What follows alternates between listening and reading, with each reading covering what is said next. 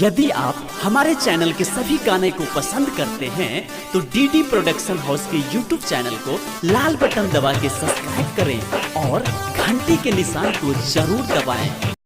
माई गे माई एगो लड़की के चॉकलेट खिया के ओकरा हम पटाइए ले लिए या बियाह कराने दे गे माई ओकरा से गोर लगे छी गे माई बियाह कराने दे एको लड़की पटाइनी माई के एको लड़की पटाइनी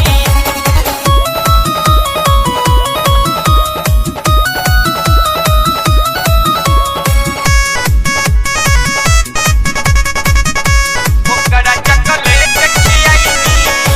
माई के एको लड़की पटाइनी ओकरा चॉकलेट खियाइनी माई के एको लड़की पटाइनी ओकरा चॉकलेट खियाइनी ओकरे से करब हम बियाह गे शादी न करैबे त मर जाइबे शादी न करैबे त मर जाइबे बिजली के तार धके जड़ जाइबे माई के एको लड़की पटाइनी ओकरा चॉकलेट खियाइनी ओकरे से करब हम बियाह गे ओकरे से करब हम बियाह गे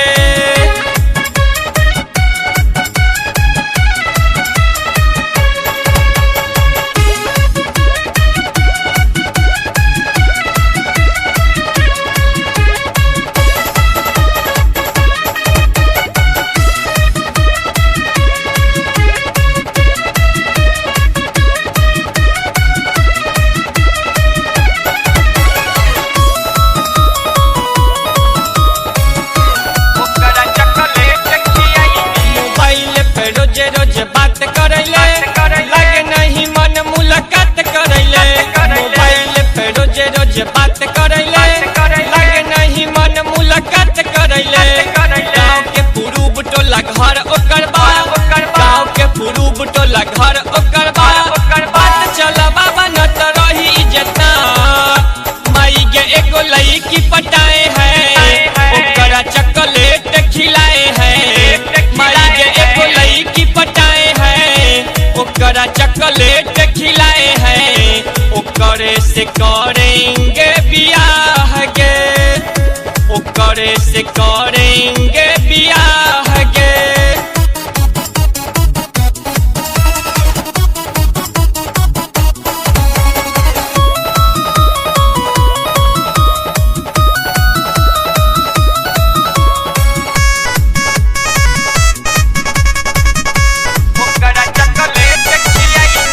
एगो से दूगो से लइका चार हो जताऊ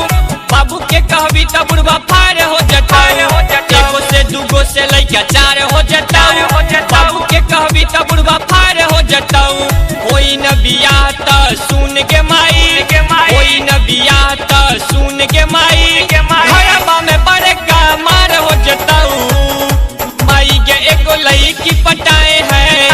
ओकरा चॉकलेट खिलाए है माई के एगो लड़की पटाए है ओकरा चॉकलेट खिलाए है ओकरे से करेंगे बियाह गे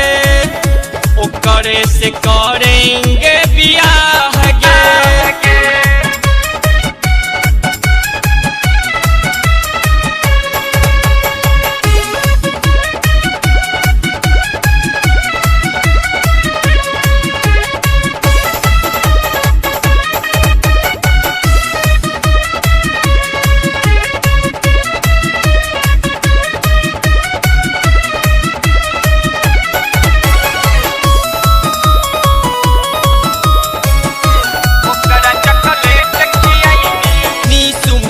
संग गईनी स्कूल देखली कि पियत रहे पानी चूल चूल नीसू मोहन संग गईनी स्कूल देखली कि पियत रहे पानी चूल चूल 10 से % दिल हमर साथ 10 से %